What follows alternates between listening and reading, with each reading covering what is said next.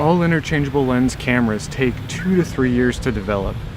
You know, that seems like a long time, but when you think about it, that means that a camera like the A9 was beginning development when the original A7, A7R, A7S were launched. Can you imagine the imagination required to see that far down the road and say, this is what we will be able to do, this will be cutting edge in 3 years? That's beyond me. Can you imagine if porn scripts had that kind of imagination? That kind of imagination is only possible because Sony Semiconductor Solutions, the people that make the sensors, and Sony Digital Imaging are in constant communication. Constant communication, by the way, is the key to any good relationship. Now, SSS, Sony Semiconductor Solutions, and SDI, Sony Digital Imaging, probably have to deal with non-compete, NDAs, non-disclosures from companies that SSS is working for, like Nikon, like Phase 1. I doubt those get in the way because it seems like Sony's kind of sticking a lot to their own proprietary technology and they're not trying to directly compete with companies like Nikon. Those NDAs probably get as much in the way as alcohol restrictions in a college town. It's communication.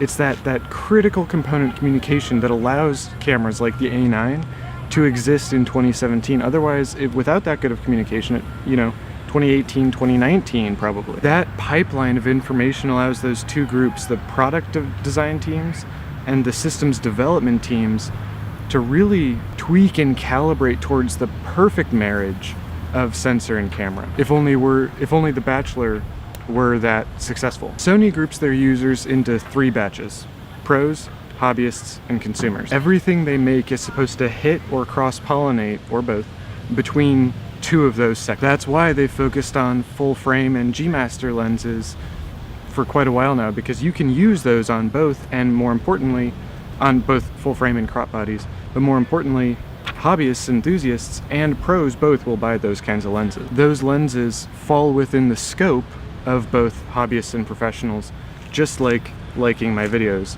falls within the scope of you viewing this video. This also equates to higher demand for higher end products since the consumer market is ever shrinking as a result of smartphones. Now, Sony Semiconductor Solutions is making the sensors that are in iPhones and a lot of other cameras, a lot of other smartphone cameras. They're also making the sensors that are in a lot of the hobbyist and professional grade, if you will, cameras across the industry. Fuji, Nikon, Phase 1, the list goes on and on. Those higher end products mean better AF, better speed, better resolution, better ISO sensitivity. Basically, what Sony's doing is providing us higher end and more expensive ways to compensate for our inadequacies.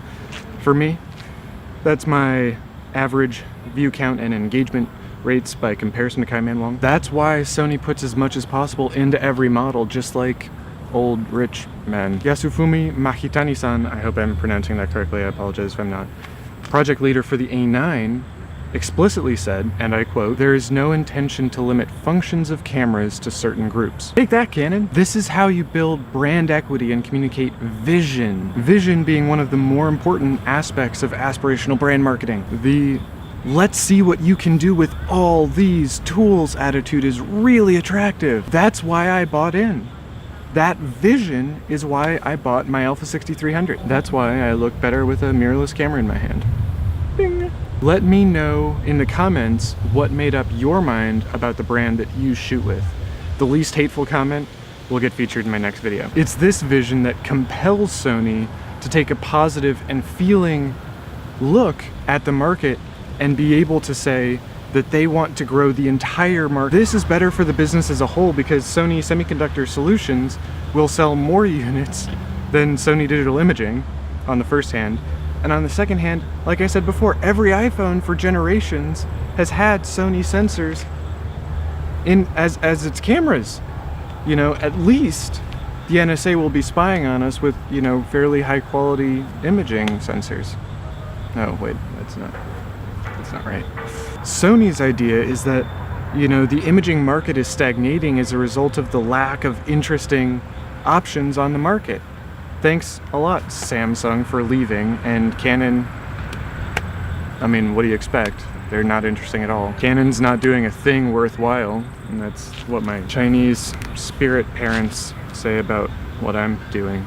I don't like these metaphors. But Sony believes in growing the market through innovation. Since they see what's coming down the pipe in the midterm, they can stay more cutting edge than the competition. Semiconductor development is much faster than mechanical development.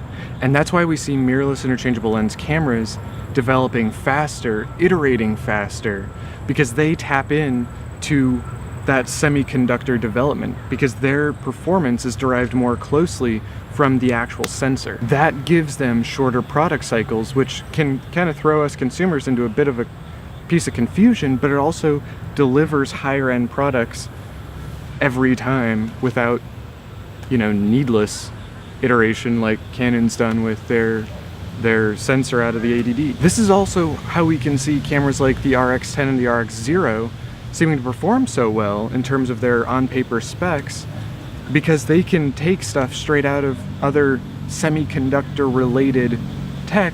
So the RX10 has the image processor from the A9.